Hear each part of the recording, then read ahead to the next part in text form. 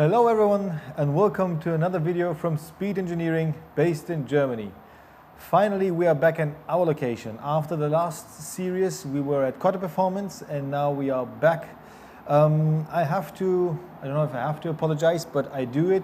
I apologize for the frequency of the uploads we have, as the frequency of the uploaded videos is quite low at the moment.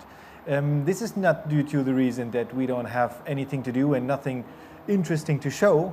It's the opposite. We have quite a lot of work and unfortunately we don't have that much time for showing you all the work. So I'm very looking forward to the time when we will have a little bit more capacity and to show you our projects. But nevertheless, I want to use this video as a little update and show you one of those many projects we have, which I think is quite interesting because it's about the Porsche 997 GT2 from our customer. This seat is part of our project, but first of all I would like to show you the car. I would say, for me, there is nothing better than a customer who is coming back, which is a very good sign. He's not coming back due to some claims or something like that, but he's coming back for new projects. And this is his car. I think it's also called the Widowmaker. It's a car which is not easy to drive. 997 GT2 with twin turbos and yeah, lots of power on the rear with the engine on the rear. What have we done in the past? We already have quite an interesting video about this car, but unfortunately it's in German. Well, it's not unfortunately, but it was at the time when we were still doing German videos. And the first idea of the customer was, he said, I love my car, but there is one thing which I would like to optimize. I want another aero package. So the wing was, for his purpose, a little bit too low. And he was like, does it make sense to raise the wing? First of all, if it does, then please calculate the perfect height. The second is, I want a little bit more downforce on the rear. And the third point was, it should look OEM. And this is what we have done with this car. That means that we scanned the half of the car. We did a CFD analysis. So we simulated like when the car is driving in different situations, in different speed levels. And for the optimum mix of downforce and less drag, we calculated that if we would raise the wing of around about 5 centimeters, it's perfect. So this is why we did those adapters here, looking OEM, but the wing is higher. And on top, we also changed the tail, which is some kind of, first of all, he wanted a gurney flap, but the gurney flap wouldn't be good for this car. Sorry for my bad English. I was just on standby right now. A gurney flap wouldn't be that effective, but therefore we extended the rear lip. We made it a little bit longer and a little bit higher for a little bit more downforce. This is what we have done in the past. Now he came back to us and he said, well, the seats of this car, they are okay, but the wing was also okay. So there is a possibility to make it even better. I want the podium seats. So now the customer has some podium seats, but this is not special, as you can just buy podium seats. They are not from, I mean, he bought them from us, yes, but they are not developed by us for sure, as they are developed by Recaro. The special thing about this setup is the brackets, because the requirement of the customer was, first of all, as before, it should have as many Porsche items as possible. Second of all, for sure, he doesn't want any offset in front of the steering wheel, so he wants to sit in the middle of the steering wheel. And the third point is, he wants to sit a little bit lower.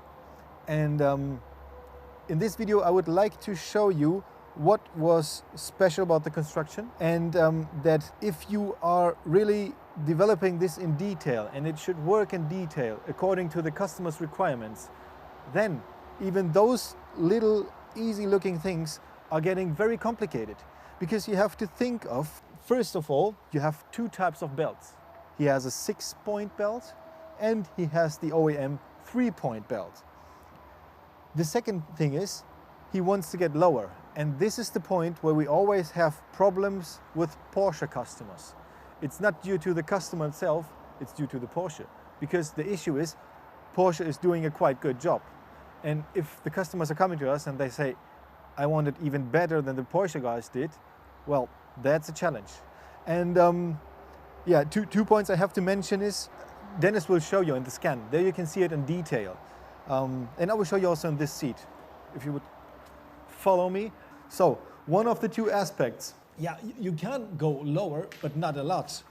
As you can see, for example, here, where should we go? You see that the shell of the OEM seat is quite low. And what have we done? We made an offset of the L brackets. Means that we keep the OEM sliders of Porsche, but we are changing the brackets. We are changing the brackets and we have made an offset to the rear. Why? Because if you are going to the rear and the shell is like this, like it has an angle of the Recaro podium. So if you are moving backwards, we are gaining some space, means that we can go a little bit lower. A little bit lower means that we gain not even 2 centimeters, less than 2 centimeters, 1.5, 1.8 centimeters. But that's it. If you still want to use a slider, there is no possibility to get lower. And this is how our brackets now look like. This was the first prototype. We put them in the car. We called our customer and we asked him, hey, is the angle okay? Is the point of how low it is okay? Do you sit in the middle? And then we had his go. He said, yeah, everything is fine. I don't need it to be adjustable in the front because the angle on the top mount is perfect. And this is how it looks at the end. Okay, with some fingerprints on. Just a second. Okay, this is how it looks at the end. Usually we are using matte powder coating with some structure, but in this case, as the shell of the podium is gloss black, we also painted them gloss black for our customer. Yeah, as a little surprise, just to have it a little bit nicer, then it looks, yeah, a little bit better. What I mentioned is the detail. Now, if you take a close look, see how many tiny little bendings we have. And those bendings are required. You see 1, 2, 3 with a very low angle. And those bendings are required to assemble it properly, to sit in the middle. And there is another very special thing about the Recaro podium. It is not even. So the front is wider and the rear is tinier. No, not the opposite of wide. Not that wide. Yeah, and we also had to calculate this. And on top, if the shell is sitting now here, you also have to think of how to assemble the belt because there is a nut behind, not to collide the nut with the shell. Yes, but this is something that Dennis will show you on the computer right now. And I just want to mention, last but not least point from my side, what the next project with this car will be, which is also even more interesting. And this is the speed monitoring system. So the customer wants to track all the values of his car. He wants the oil temperature. The car is already showing the oil temperature, but he wants to log it. So he wants to see, maybe when you're on the racetrack, you don't see the peaks of the oil temperature because you are in action. You are driving, you are maybe fighting with someone else, and he wants the logging function. So we will put a sensor for the oil temperature, for the gearbox and for the differential, for the brake disc temperature, and I'm not sure if he wants it, but maybe for the tire surface temperature. And there is another special point. For sure it is special because it's a Porsche customer. Usually we are developing those displays which are handheld. Means that they have a battery. You can put them wherever you want. This is our next big project, our next big product which we will sell in our shop. But in this case, the customer wants to replace the complete multimedia unit in his car. Means that this element here will be removed and we will design something to fit in a touch display in here with this size, that he will have all the values he wants to see and also has a GPS function and a tracking function. Just very quick to show you how it will look like. And all the sensors will communicate wireless with the display. Means there will be no huge wiring, as I will show you with our development car. This is our Hyundai development car. We just came back from the racetrack, and you can see, no, you can't see, but you can see here, this tiny little sensor is to measure the tire surface in different areas. And we are communicating this with our display, which looks like this here. Now, yeah, there is a wire for the power management, as this doesn't have a battery, but the future project will have it. And this is just an example of how it could look like. Here we do have the engine, the gearbox, and the brake disc temperature. And yeah, this is completely customizable. So you can have the values which you want, and you can also switch the maps and the elements and the functions. And yeah, this is what we will do with the 997 after the seat project. It doesn't stop.